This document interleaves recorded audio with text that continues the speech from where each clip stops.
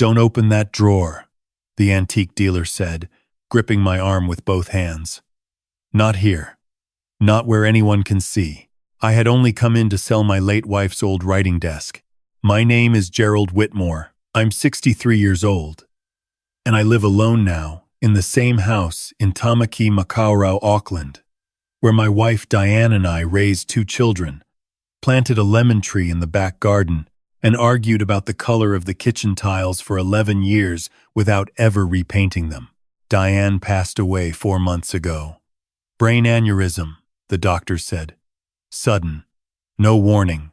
She was standing at the bench making her morning tea, and then she wasn't standing anymore. 4 months is not a long time. People who have never lost a partner will tell you that grief softens. It doesn't soften. It just changes shape. Some mornings I wake up and reach across the bed before I remember. Some afternoons I catch myself listening for the sound of her keys in the front door.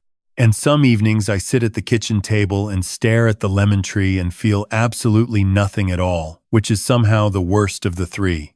I had decided to clear out Diane's study, not because I was ready. I want to be honest about that. I was not ready, but our 34-year-old son, Brendan, had been encouraging me to start the process, as he called it, since the week after the funeral. He came round every Sunday for dinner, and every Sunday he would find a reason to mention the study. "Those boxes are just collecting dust, Dad. Mum wouldn't want you living around all her old things. It might help you move on." I had nodded and changed the subject enough times that eventually I stopped nodding and just went quiet. And eventually he stopped bringing it up out loud, but I could feel it sitting in the room between us every time he visited. Diane's writing desk was a beautiful old piece, Rimu wood, native New Zealand timber, with a roll top and 3 drawers on the left side. She had bought it at an estate sale in Devonport before we were married, and had used it her entire adult life. Her handwriting had worn a faint groove into the surface near the right side where she rested her wrist when she wrote letters. I could not keep it in the study, once the study was empty, and I could not put it in the lounge where I would see it every day. So I decided to take it to Brentwood's, a second-hand and antique shop on Ponsonby Road that Diane herself had browsed many times. It seemed right, somehow, returning her desk to a place she had loved. I borrowed my neighbor's trailer and drove it in on a Tuesday morning. The man who owned Brentwood's was named Colin Ferris. Not the actor. He was always very clear about that when he introduced himself, and he said it with the particular weariness of a man who has made the same clarification several thousand times. Colin was in his mid-70s, lean and white-haired, with reading glasses permanently pushed up on his forehead. He had known Diane slightly. She had sold him a few pieces over the years and bought others. When I told him she had passed, he took off his glasses from his forehead and held them in both hands and said simply, "I'm very sorry. She had a good eye." He helped me carry the desk inside. We set it near the window where the light came through. He was examining the joinery, running his thumb along the dovetail joints at the corner when his hand stopped. He looked up at me. Then he looked at the desk again. "Gerald," he said, and his voice had changed. It had gone quiet and careful in a way that made the small hairs on my arms stand up. "When did you say Diane passed?" 4 months ago, I said. "March." He nodded slowly. He tried the roll top. It was locked. He looked at the left side drawers. The bottom 2 opened easily old envelopes, a dried-out pen, a small ceramic pot of paper clips. But the top drawer didn't open. It had a keyhole, small and brass, and it was locked. "Did you ever see Diane use a key for this drawer?" he asked. I told him I hadn't. I hadn't even noticed the drawer had a lock. I'd had the desk for 30-odd years, and I suppose I'd stopped seeing it the way you stop seeing furniture you've lived with long enough. Colin stood up very straight. He looked at me for a long moment. "Come into the back," he said. "Leave the desk here." The back room of Brentwood's was crowded with the overflow of other people's lives. Dining chairs stacked 4 high, rolled-up rugs leaning against the walls, cardboard boxes marked in marker pen with names that meant nothing to me. Colin sat me down at a small work table and set a kettle going on the shelf behind him. "I need to tell you something," he said, "and I need you to hear it before I tell you how I know." I said, "All right." I was already frightened, though I couldn't have explained precisely why. About 6 weeks before Diane died, Colin said, "She came into the shop. I waited. She came in alone on a weekday, mid-morning. She didn't browse. She came straight to the counter. She seemed not upset, exactly, but very focused, like she was working hard to seem calm." He poured hot water into 2 mugs and set one in front of me. "She asked me if I knew a solicitor she could trust. Not the family solicitor. Someone new. Someone she could see privately." I stared at him. "I gave her the name of a woman I know. Marjorie Tate. Over in Remuera. Very good. Very discreet." He wrapped both hands around his mug. "I didn't ask why. It wasn't my business. But Diane thanked me, and before she left, she said something I didn't understand at the time." He paused. "She said, 'If anything happens to me, tell Gerald to check the desk, the top left drawer.'" The kitchen sounds coming through the front of the shop, the traffic on Ponsonby Road, a radio playing somewhere, seemed very far away. "Why didn't you call me?" I asked. "After she died." Colin looked pained. "I nearly did. A dozen times. But I didn't know what was in the drawer. I didn't know if it was something that would help you or something that would destroy you. And I thought maybe I was wrong. Maybe I'd misunderstood. Maybe it was nothing." He shook his head. "When you walked in today with that desk, Gerald, I felt sick, because I realized I might have waited too long." He slid something across the table. A small brass key on a plain ring. "She left that with me," he said. "The day she came in, we went back to the desk. My hands were not quite steady. I was aware of that in a detached kind of way. The way you notice physical symptoms when you're in shock. My hands shaking slightly, my breathing too shallow, a faint ringing at the outer edge of my hearing. I put the key in the lock. It turned. Inside the drawer was a yellow envelope. My name was on the front. Diane's handwriting. The groove her wrist had worn into the desk surface. She had written this letter sitting right here, at this desk, with her wrist resting in that same spot. Colin quietly moved to the other side of the shop. I opened the envelope. The letter was 4 pages, written on both sides of 2 sheets of A4. I will not reproduce every word of it here. Some of what she wrote is private and belongs only to me. But I will tell you what she had discovered, because it is the part that matters, and because staying silent about it nearly cost me my life. Diane had grown suspicious of Brendan 7 months before she died. It had started with small things. A credit card statement that arrived at the house for an account she didn't recognize. The statement was addressed to a company name, but the billing address was our home. When she had asked Brendan about it, he'd been dismissive and quick with an explanation, and the explanation had been smooth enough that she had half believed it. But she was a careful woman, Diane. She had kept a note of the company name. Over the following weeks, she had found other things. A phone call she wasn't meant to overhear Brendan in the back garden, speaking quietly and quickly to someone, and the word timeline used in a way that made no sense in any ordinary context. A transfer from a joint savings account she and I held not large enough to query immediately. But she had noticed the date, and the date was the same day Brendan had visited us and spent 40 minutes alone in my home office fixing a problem with our printer. She had gone to Marjorie Tate, the solicitor Colin had recommended. What Marjorie had found, what she had confirmed, legally and in writing, was that Brendan had been systematically drawing down on a line of credit he had taken against the value of our home without our knowledge. He had been forging signatures for nearly 2 years. The total amount was significant. Not ruinous on its own, but Brendan had other debts, a failed property venture in Australia that he had never told us about, investors who were now calling those debts in. Diane had changed her will. She had done it quietly, with Marjorie. 6 weeks before she died, she had removed Brendan as sole beneficiary and restructured the estate to be split between our daughter Sophie, a community trust, and a protected provision for me. She had also lodged a complaint with the police about the forged signatures. She had not yet told me any of this because she was waiting for the police to act first. She had been afraid of what would happen to our family if she told me prematurely.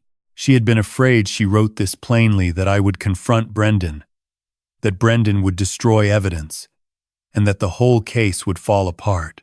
She had been trying to protect me. The last paragraph of the letter said, "I don't know what the timeline looks like from wherever you are reading this.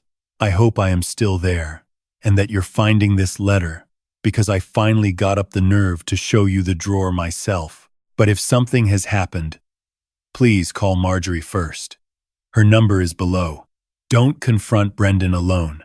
Promise me that, Gerald. Don't face him alone." I sat on a stool in Brentwood's antique shop on Ponsonby Road for a very long time. I called Marjorie Tate from the car park outside. She answered on the second ring, and when I said my name, she went very still on the other end of the phone. "Mr. Whitmore," she said. "I have been hoping you would call." She had, she told me, already been in contact with the police. The complaint Diane had filed had been received, and the investigation had been progressing slowly. Financial crime cases were painstaking, but there had been a significant development in the past 3 weeks. A second forensic examination of the account documents had confirmed the forged signatures, and a warrant had been applied for. The case, she said, was nearly complete. "I need to know something," I said. "My wife died of a brain aneurysm. That's what they told me. Is there any possibility?" Marjorie was quiet for a moment. "That question has been asked," she said carefully. "It is part of the review." I had to get out of the car.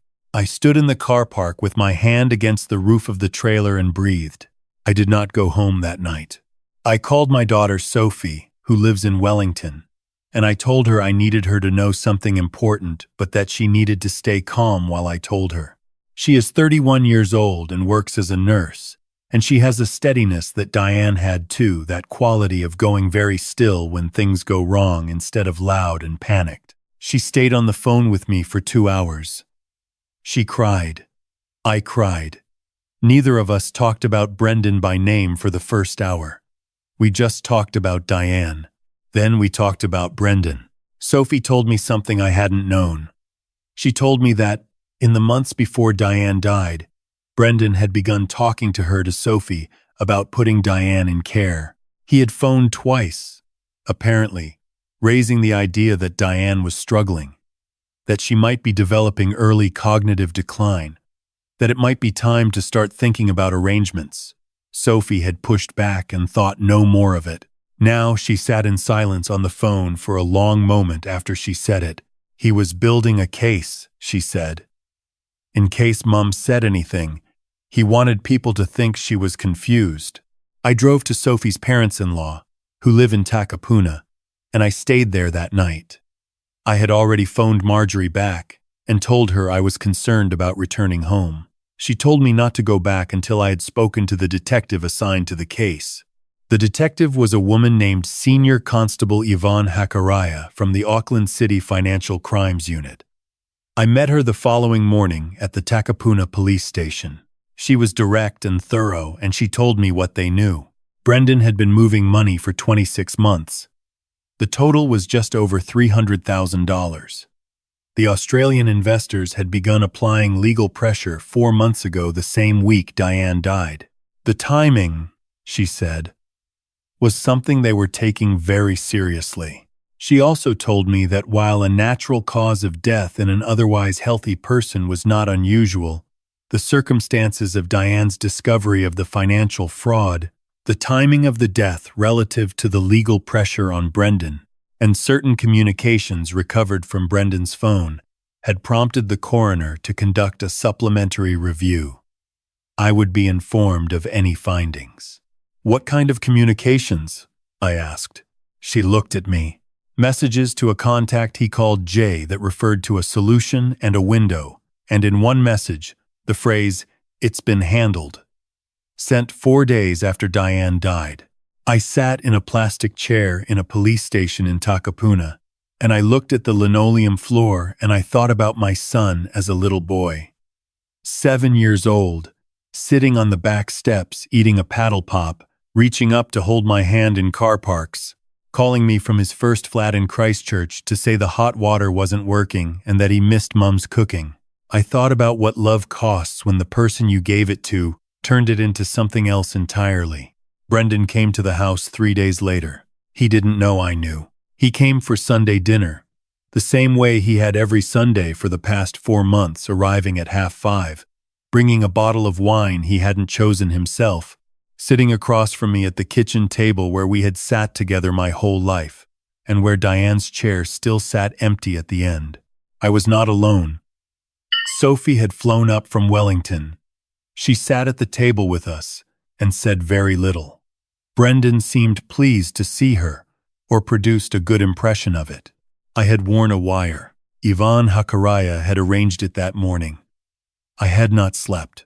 I had washed my face and put on a clean shirt and driven to the station, and they had fitted a small recording device under my collar and told me what to ask and what not to say. We ate dinner. I asked Brendan about his work. He told me about a contract he was bidding for. He seemed entirely comfortable. That comfort frightened me more than nerves would have. After dinner, while Sophie cleared the plates, I told Brendan I had been going through some financial documents and had found some irregularities. I said it the way Yvonne had told me to say it, vaguely, carefully, watching his face.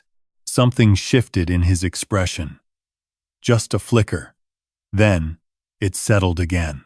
"What kind of irregularities?" he said. "Transfers," I said. "From the savings account. Over a couple of years. Transfers." He picked up his wine glass. "Dad, I can explain all of that. Those were investments we discussed, you remember. You gave me authorization. I didn't sign anything, Brendan." Silence. "Diane found out," I said. "She went to a solicitor. She changed her will, and she wrote it all down." Brendan's jaw tightened. The warmth drained out of him the way water drains from a bathtub quickly, completely, until there was only the cold white shape of something else underneath. "You need to be careful about what you're accusing me of," he said. "I'm not accusing you," I said. "I'm telling you what I know. Your mother knew. She told me. And the police have the documents." He put down the wine glass very slowly. "I want you to know," I said, "that I have spent 3 days trying to find some other explanation." I was surprised by that. "There isn't another explanation." Brendan looked at me for a long time. Then he looked at the empty chair at the end of the table where Diane used to sit. "I was going to pay it back," he said.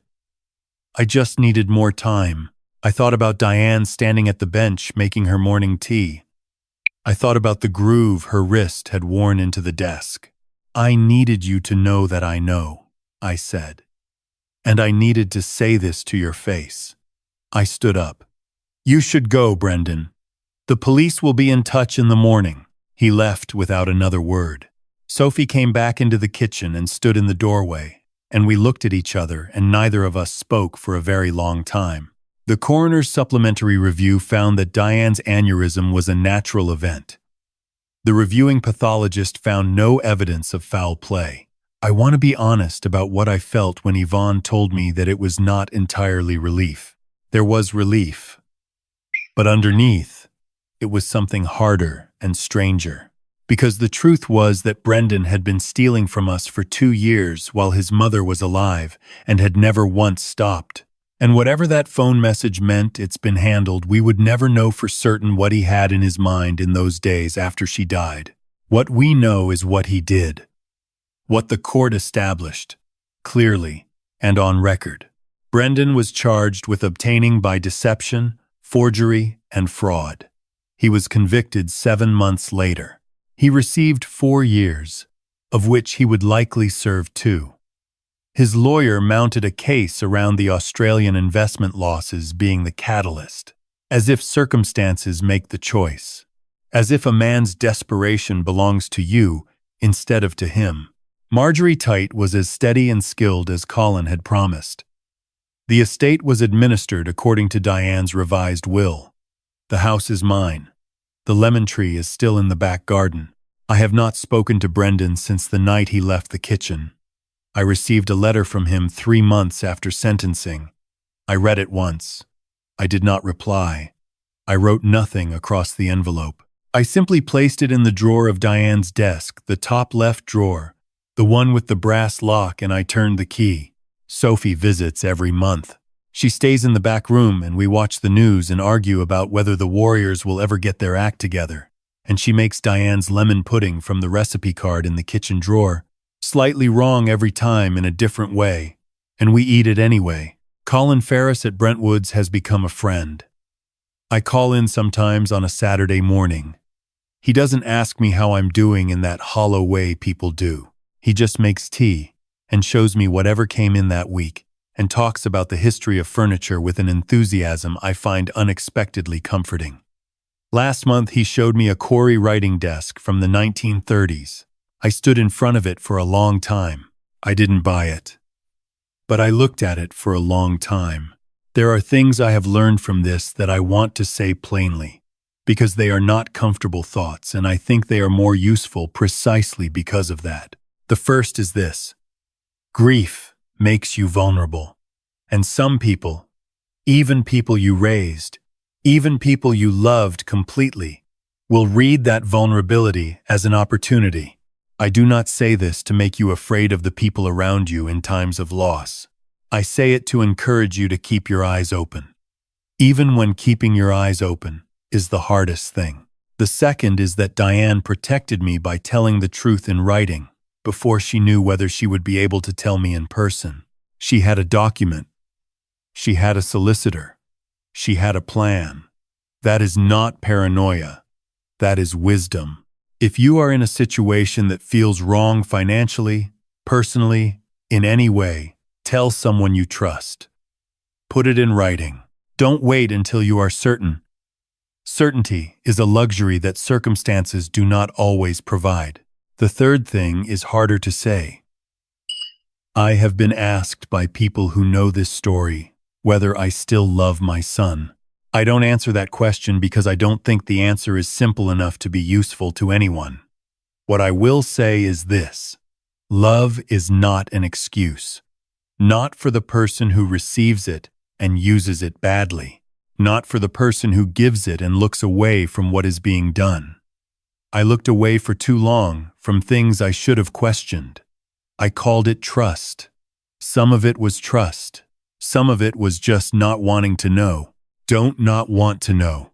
Whatever it is in your life, your finances, your family, your home, the people who have access to the things that matter to you, pay attention. Ask the question, even when the answer frightens you. Look in the drawer.